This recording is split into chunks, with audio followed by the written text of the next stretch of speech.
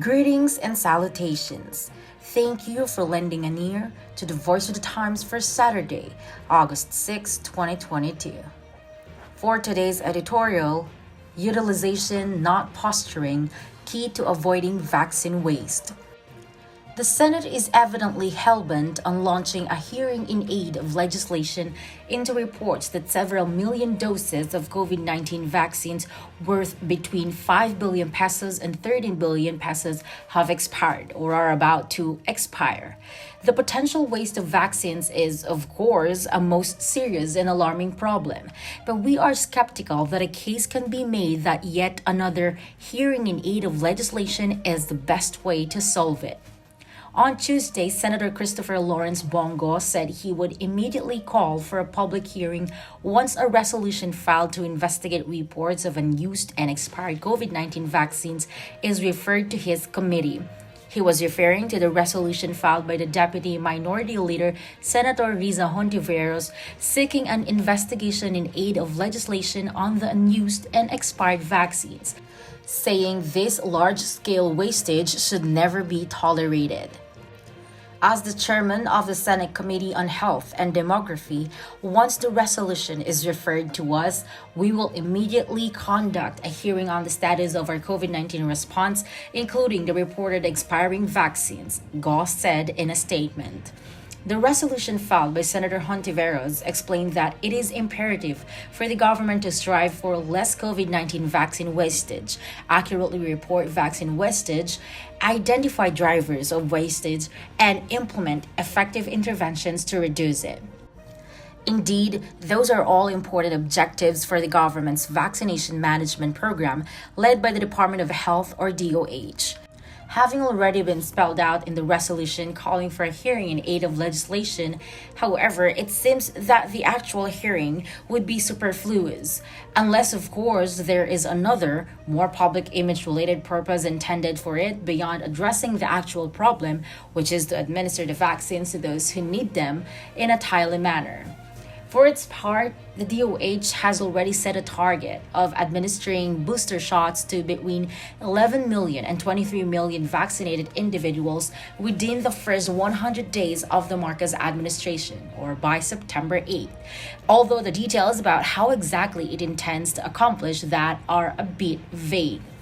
While not commenting on the call for a hearing in aid of legislation directly, Senator Amy Marcos demonstrated that she is perhaps a bit more practical-minded than her fellow senators by suggesting that the DOH could simply donate the soon-to-expire vaccine doses to make it easier for anyone who needs to complete their vaccination or get a booster shot. As her suggestion acknowledges, one of the biggest obstacles to distributing the vaccines on a wider scale more quickly has been the DOH's overweening bureaucratic control of the supply. In the early stages of the vaccination campaign, when supplies were limited, prioritizing their distribution to the most at-risk people first made sense. Those conditions no longer apply. However, in fact, the expiry of a large number of vaccine doses is undeniable evidence that there is a surplus in the supply. We can offer one suggestion to implement Senator Marcos' call, and it is frankly surprising that it has not yet been considered by the responsible authorities. In order to reach the largest number of people in the shortest amount of time, the vaccines should be turned over to the nation's large pharmacy chains, Mercury Drug, Watson's, South Star Drug, the Generics Pharmacy, Butika ng Bayan, and others.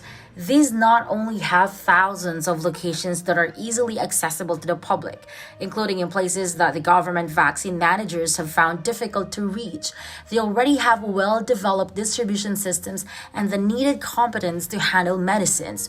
This would virtually guarantee that the vaccines are distributed in the most efficient possible way and would probably result in the DOH's being able to exceed its 100-day target.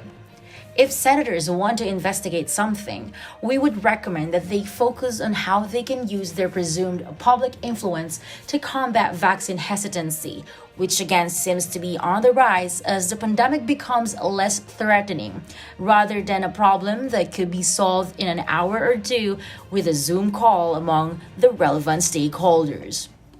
And that's the editorial for Saturday, August 6, 2022. For more news and information, get a copy of the Manila Times on print. Subscribe to its digital edition or log on to www.manilatimes.net. Follow us on Twitter, Facebook, or Instagram, and listen to the Voice of the Times.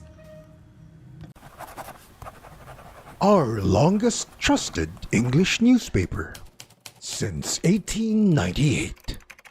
Now available digitally. Computer. Order the Manila Times Digital Edition. Subscribed. Get the Manila Times Digital Edition for less than 2 pesos and 50 centavos per day when you sign up for 1 year.